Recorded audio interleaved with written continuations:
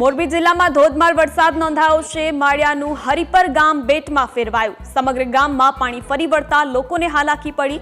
હાલ સરકાર તરફથી મદદ મળી રહી છે તેવું ગ્રામજનોનું કહેવું છે। સમગ્ર ગુજરાતની અંદર જ્યારે રેડ એલર્ટ આપવામાં આવ્યું છે, ભારે વરસાદની આગાહી આપવામાં આવી છે, ત્યારે મોરબી પંથકની અંદર પણ રેડ એલર્ટ આપવામાં આવ્યું છે। ત્યારે માળિયાનું જે હરિપર ગામ છે ત્યારે ભારે તારાજીના દ્રશ્યો સર્જાઈ રહ્યા છે। ત્યારે આપણે હરિપર ગામની અંદર પહોંચી ગયા છીએ। આપણી સાથે ગ્રામજનો જોડાયેલા છે। ખાસ કરીને તમને પૂછવા માંગીશ કે મચ્છુ 2 ડેમના દરવાજા ખોલ્યા પછી કેવી પરિસ્થિતિનું નિર્માણ થયું છે?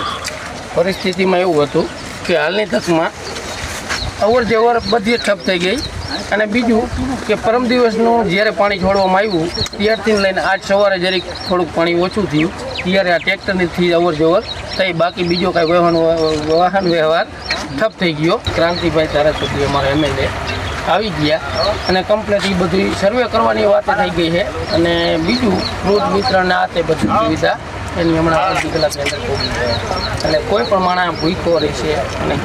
બિલકુલ, જે ખાસ કરીને જે વાત કરવામાં આવે તો ધારાસભ્ય કાંતિલાલ અમૃતિયા સહિતના મંત્રીઓ પણ માળિયા પંથકની અંદર 2 દિવસથી પ્રવાસ કરી રહ્યા છે। ત્યારે આજે પણ કાંતિભાઈ અમૃતિયા અહીં પહોંચી ગયા હતા અને જે જરૂરિયાત લોકોને ચીજ વસ્તુ જે પહોંચાડવામાં આવવામાં હતી તે આપવામાં આવી છે।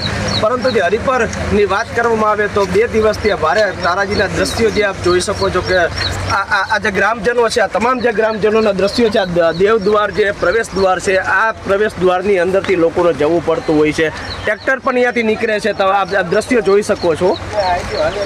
લોકોને અહીંથી નીકળવામાં ભારે હાલાકીનો સામનો કરવો પડશે, પરંતુ પાણીનો જ્યારે નીચાણવાળા વિસ્તારની અંદર પાણીનું જ્યારે પાણી વહી જશે ત્યારે સમગ્ર ગ્રામજનો રાહતનો શ્વાસ લેશે, તેમાં કોઈ શંકાને સ્થાન નથી। Jenis Dave, news capital, Morbi.